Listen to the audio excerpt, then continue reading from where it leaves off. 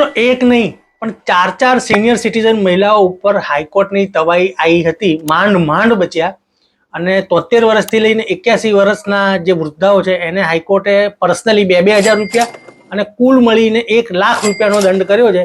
અને કોર્ટે કીધું આમને તો હું જેલમાં મોકલત, પણ એમની જે ઉંમર છે ને એ ઉંમરને ધ્યાનમાં રાખીને જેલમાં મોકલતો નથી, ખાલી દંડ કરીને જવા દઉં છું. તો આખો મામલો શું છે એ વિડીયો તમે છેક સુધી જોજો. તો મિત્રો મામલો એ છે કે ગાંધીનગરમાં એક પ્રોપર્ટી હતી, એ પ્રોપર્ટીની બાબતમાં કબજા બાબતે બે પક્ષકારો વચ્ચે ડિસ્પ્યુટ ચાલતો હતો અને આ ડિસ્પ્યુટ પહોંચ્યો હતો ગુજરાત હાઈકોર્ટમાં.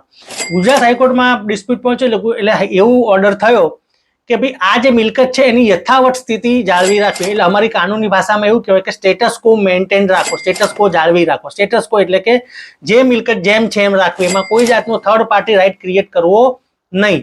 તો આમાં થયું તો એવું કે આવો ઓર્ડર હોવા છતાં આ જે મિલકતના જે પણ વહીવટ કરતા હોય છે, ઓબ્વિયસલી યંગ છોકરાઓ કે યંગ પુરુષો કે કોઈ પણ હશે, એ લોકોએ શું કર્યું કે આ 4 વૃદ્ધાઓએ આ જે જમીન છે એ ત્રીજી એક વ્યક્તિને કરોડો રૂપિયામાં વેચવા માટે એગ્રીમેન્ટ ટુ સેલ એટલે કે બહાનાખત કરી નાખ્યો હતો.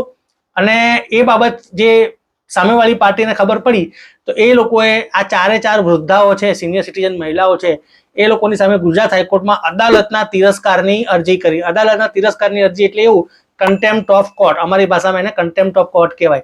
કન્ટેમ્પ્ટ ઓફ કોર્ટની અરજી ક્યારે થાય કે જ્યારે કોઈ પણ હાઈકોર્ટનો હુકમ હોય એનું પાલન કરવામાં ના આવે અને એનું ઉલ્લંઘન કરવામાં આવે, એવા કિસ્સામાં કન્ટેમ્પ્ટ ઓફ કોર્ટની હેઠળ એક્શન લેવાની જોગવાઈ છે. અને સિવિલ અને ક્રિમિનલ બંને પ્રકારના એક્શન તમારે લઈ શકાય છે. તો આ મામલામાં સાબિત થઈ ગયું હતું કે આ જે જમીન ઉપર સ્ટેટસ કો હતો, પ્રોપર્ટી ઉપર સ્ટેટસ કો હતો, તેમ છતાંય એગ્રીમેન્ટ ટુ સેલ કરી દેવામાં આવ્યો હતો.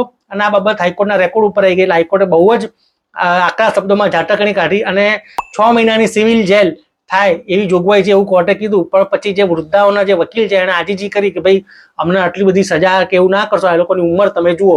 એટલે કોર્ટે તમામને અદાલતના તિરસ્કાર હેઠળ 2,000 રૂપિયાનો દંડ ફટકાર્યો. અને એટલું જ નહીં, કોર્ટનો આવા સમયની બરબાદી કરી અને એવું બધું કર્યું એટલે ટોટલ 1 લાખ રૂપિયાનો દંડ ફટકાર્યો. એમાંથી 50% જે ફરિયાદી અરજદાર છે એને 50,000 રૂપિયા એને આપવાનો ઓર્ડર કર્યો. એટલે જો અદાલતનો કોઈ પણ આદેશ હોય, ખાસ કરીને પ્રોપર્ટીના મામલામાં કોઈ વચ્ચે ઓર્ડર થઈ ગયેલો હોય વચગાળાનો, તો એ ઓર્ડરનું પાલન કરવું જરૂરી છે. નહીંતર આવા લેવાના દેવા થઈ જાય એ તમારે ધ્યાનમાં રાખવાનું છે.